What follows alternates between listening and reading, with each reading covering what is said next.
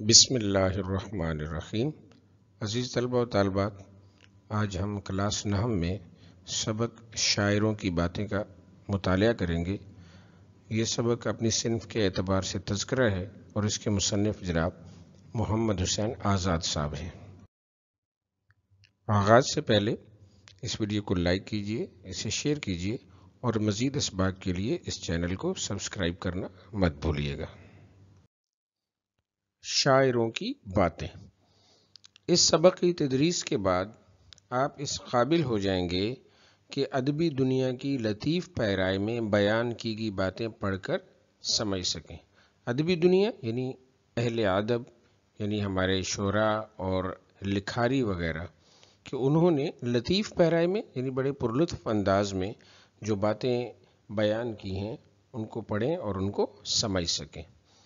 دوسرا یہ کہ روزمرہ زندگی کے مشاہدات اور تجربات کو عام فہم انداز میں مضامین اور یادداشت کی صورت میں پیش کر سکیں۔ روزمرہ یعنی روزانہ کی زندگی کے مشاہدات مطلب آبزرویشنز، اور تجربات مطلب ایکسپیرینس وغیرہ کو عام فہم انداز میں یعنی آسانی سے سمجھ آنے والے انداز میں ہم خود لکھ سکیں۔ ٹھیک ہے، جو کچھ ہم دیکھیں اس کو ہم جو ہے وہ اپنے انداز میں اپنے الفاظ میں لکھ سکیں۔ اور نمبر 3 ہے مرکب تام کی مزید قسموں سے واقف ہو سکیں۔ مرکب تام، مرکب ناقص ہم پہلے پڑھ چکے ہیں۔ ناقص یعنی وہ جملہ جس میں بات پوری طرح سمجھ نہ آئے، اور مرکب تام جس میں بات سمجھ میں آ جائے۔ ٹھیک ہے، تو اس کی مزید قسموں سے واقف ہو سکیں۔ نیز جملہ انشائیہ اور جملہ خبریہ کے مابین تفریق یعنی فرق سے انہیں بخوبی اپنی گفتگو اور تحریر میں درست طور پر استعمال کر سکیں۔ جی عزیز طلبہ و طالبات، آئیے اب ہم اپنے سبق کی پڑھائی کرتے ہیں اور اس کے مشکل الفاظ کی تفہیم کرتے ہیں۔ خواجہ صاحب میر درد کو نوکری کرنے یا دلی سے باہر جانے کی ضرورت نہ ہوئی۔ دربار شاہی سے بزرگوں کی جاگیریں چلی آتی تھیں۔ جاگیریں مطلب جو زمین کے بڑے بڑے ٹکڑے ہیں۔ امیر غریب خدمت کو سعادت سمجھتے تھے۔ سعادت خوش بختی سمجھتے تھے، اعزاز سمجھتے تھے، اور یہ بے فکر بیٹھے اللہ اللہ کرتے تھے، یعنی ان کو کوئی فکر نہیں تھی، بس یہ اللہ کے ذکر میں مگن رہتے تھے۔ شاہ عالم بادشاہ یعنی اس زمانے کا جو مغل بادشاہ تھا نے خود ان کے ہاں آنا چاہا اور انہوں نے قبول نہ کیا۔ یعنی کس نے قبول نہ کیا؟ خواجہ صاحب نے ان کے آنا قبول نہ کیا، مگر ماہ بماہ ایک معمولی جلسہ اہل تصوف کا ہوتا تھا۔ یعنی ہر مہینے اہل تصوف یعنی صوفی لوگ جو ہیں ان کا ایک جلسہ جو ہے وہ خواجہ صاحب کے یہاں ہوتا تھا۔ اس میں بادشاہ بے اطلاع چلے آئے، یعنی بغیر بتلائے چلے آئے۔ اتفاقاً اس دن بادشاہ کے پاؤں میں درد تھا، اس لیے ذرا پاؤں پھیلا دیا۔ انہوں نے کہا، یعنی کس نے کہا؟ خواجہ صاحب نے کہا، یہ امر فقیر کے آداب کے خلاف ہے، یعنی یہ آداب محفل کے خلاف ہے۔ بادشاہ نے عذر کیا مطلب بہانہ کیا کہ معاف کیجئے، عارضے سے معذور ہوں۔ عارضے سے مطلب بیماری سے معذور ہوں، مجبور ہوں۔ انہوں نے کہا، یعنی کس نے کہا؟ خواجہ صاحب نے کہا کہ عارضہ تھا تو تکلیف کرنے کی کیا ضرورت تھی؟ یعنی جب آپ کو بیماری تھی تو پھر آنے کی کیا ضرورت تھی؟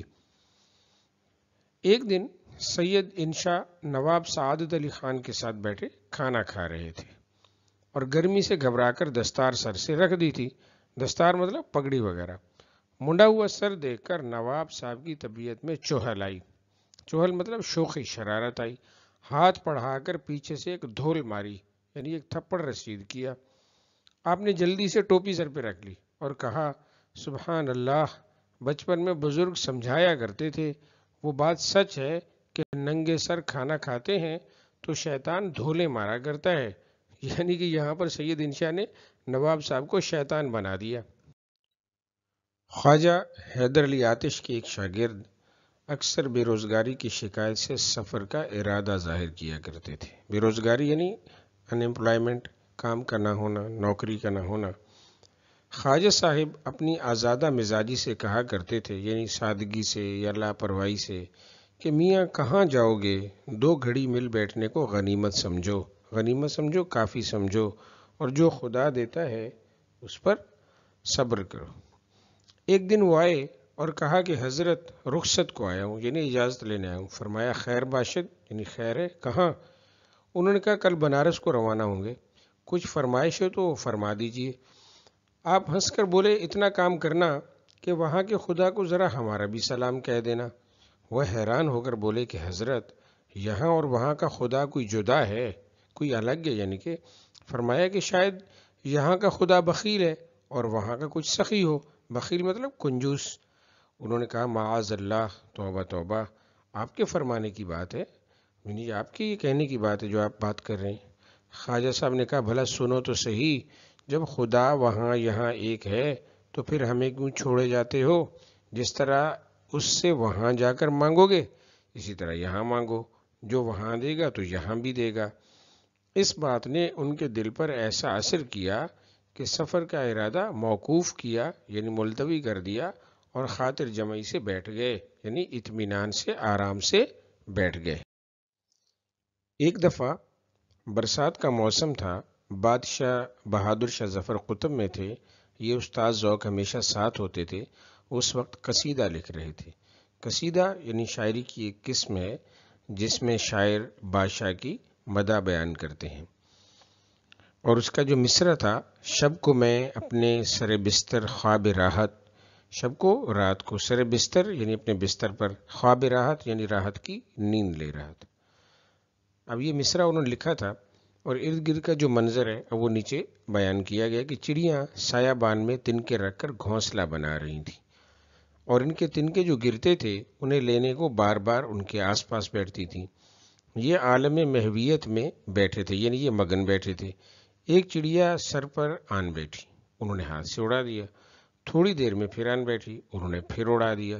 جب کئی دفعہ ایسا ہوا تو ہنس کر کہا اس غیبانی نے میرے سر کو کبوتروں کی چھتری بنایا ہے۔ غیبانی مطلب آوارہ، بدماش۔ ایک طرف میں بیٹھا تھا، میں سے مراد کون ہے؟ یہ جو ہمارے رائٹر ہیں ان کی بات ہو رہی ہے۔ وہ کہتے ہیں ایک طرف میں بیٹھا تھا، ایک طرف حافظ ویران بیٹھے تھے۔ وہ نابینا ہیں، یعنی ان کو صحیح نظر نہیں آتا تھا، اندھے تھے۔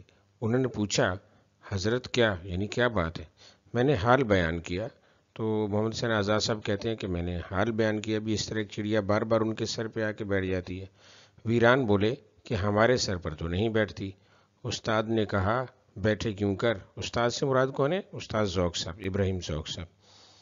جانتی ہے کہ ملا ہے، عالم ہے، عالم ہے، حافظ ہے۔ ملا ہے مولوی ہے، عالم ہے یعنی دین کا علم بھی رکھتا ہے، حافظ ہے قرآن کا حافظ ہے۔ ابھی احل لکم سید کی آیت پڑھ کر کلو وشربو بسم اللہ اللہ اکبر کر دے گا؟ دیوانی ہے تمہارے سر پہ آئے؟ دیوانی ہے، پاگل ہے۔ اچھا اب یہاں پہ یہ 3 آیات انہوں نے پڑھ دیں، ٹھیک ہے؟ احل لکم سید یعنی تمہارے لیے شکار کو حلال کیا گیا، کلو وشربو یعنی کھاؤ اور پیو، اور بسم اللہ اللہ اکبر یعنی جب کوئی جانور ذبح کیا جاتا ہے تو اس وقت ذبح کرتے ہوئے یہ الفاظ جو ہیں اس پر پڑھے جاتے ہیں، جسے تکبیر کہتے ہیں۔ 1842 میں یعنی 1842 میں گورنمنٹ انگلشیا کو یعنی انگریز حکومت کو دلی کالج کا انتظام از سر نو منظور ہوا، یعنی دلی کالج کو نئے سرے سے چلانے کی منظوری ہوئی۔ ٹامس صاحب جو کئی سال تک اضلاع شمال و مغرب کے لیفٹیننٹ گورنر بھی رہے، اس وقت سیکٹری تھے۔ وہ مدرسین کے امتحان کے لیے دلی آئے، یعنی اساتذہ کے امتحان کے لیے، اور چاہا کہ جس طرح 100 روپیہ مہینے کا ایک مدرس عربی ہے ایسا ہی ایک فارسی کا بھی ہو۔ لوگوں نے چند کاملوں کے نام بتائے، یعنی جو ماہر مضمون تھے، ان میں مرزا غالب کا نام بھی آیا۔ مرزا صاحب حسب طلب تشریف لائے، یعنی بلانے پر وہ آئے۔ صاحب کو اطلاع دی، مگر یہ پالکی سے اتر کر اس انتظار میں ٹھہرے کہ حسب دستور قدیم صاحب سیکٹری استقبال کو تشریف لائیں گے، یعنی اندر اطلاع بھجوا دی گئی کہ مرزا غالب صاحب تشریف لائے ہیں، اور یہ بھی پالکی سے اتر کے کھڑے ہو گئے کہ بھی پرانے دستور کے مطابق، قانون کے مطابق وہ آئیں گے، استقبال کریں گے۔ جبکہ نہ وہ ادھر سے آئے نہ یہ ادھر سے گئے، اور دیر ہوئی تو صاحب سیکٹری نے جمعدار سے پوچھا، وہ پھر باہر آیا کہ آپ کیوں نہیں چلتے؟ انہوں نے کہا کہ صاحب استقبال کو تشریف نہیں لائے، میں کیوں کر جاتا؟ جمعدار نے پھر جا کر عرض کی، جمعدار مطلب جو داروغہ تھا۔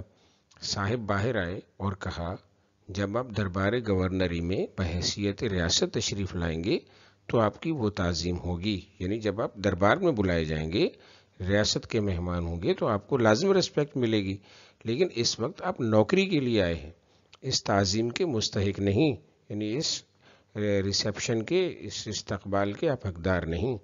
مرزا صاحب نے فرمایا کہ گورنمنٹ کی ملازمت باعث سے زیادتی اعزاز سمجھتا ہوں، نہ یہ کہ بزرگوں کے اعزاز کو بھی گنوا بیٹھوں۔ صاحب نے فرمایا ہم آئین سے مجبور ہیں، یعنی قانون سے۔ مرزا صاحب رخصت ہو کر چلے آئے۔ یعنی مرزا صاحب نے یہ فرمایا کہ حکومت کی نوکری میرے لیے اعزاز کی بات ہے، لیکن اس کا یہ ہرگز مطلب نہیں کہ جو بزرگوں کی عزت ہے اپنے آباء و اجداد کی، اس کو بھی میں ضائع کر بیٹھوں۔ تو گویا وہ اتنے انا پسند تھے کہ صرف اس بات پہ خفا ہو کر واپس آ گئے کہ ان کا استقبال نہیں کیا گیا۔ اگلا واقعہ دیکھیے کہ ایک دن مرزا غالب کے ایک شاگرد رشید نے آ کر کہا، حضرت آج میں امیر خسرو کی قبر پر گیا۔ امیر خسرو اردو اور فارسی کے بڑے شاعر ہیں۔ مزار پر کھرنی کا درخت ہے۔ کھرنی مطلب ایک پھل کا نام بھی ہے، درخت کا نام بھی ہے، جس کے پھل جو ہے وہ آلو بخارے کے جتنے ہوتے ہیں، لیکن رنگ ان کا پیلا ہوتا ہے اور میٹھے ہوں تو بہت لذیذ ہوتے ہیں۔ اس کی کھرنیاں میں نے خوب کھائیں۔ کھرنیوں کا کھانا تھا کہ گویا فصاحت و بلاغت کا دروازہ کھل گیا۔ فصاحت مطلب کلام بامانی، اور بلاغت مطلب اعلیٰ درجے کی خوش بیانی۔ دیکھیے تو میں کیسا فصیح ہو گیا، یعنی کیسی کمال کی میں گفتگو کر رہا ہوں۔ مرزا نے کہا کہ ارے میاں 3 کوس کیوں گئے؟ 3 کوس مطلب اتنی دور کیوں گئے؟ ویسے کوس، ایک کوس جو ہے وہ کم سے کم 2 میل کا ہوتا ہے۔ میرے پچھواڑے کے پیپل کی پپلیاں کیوں نہ کھا لی؟ 14 طبق روشن ہو جاتے، یعنی میرے گھر کے پیچھے میں جو پیپل کا درخت لگا ہوا ہے اس کی پپلیاں ہی کھا لیتے تو صحیح تم صاحب فہم و فراست بن جاتے۔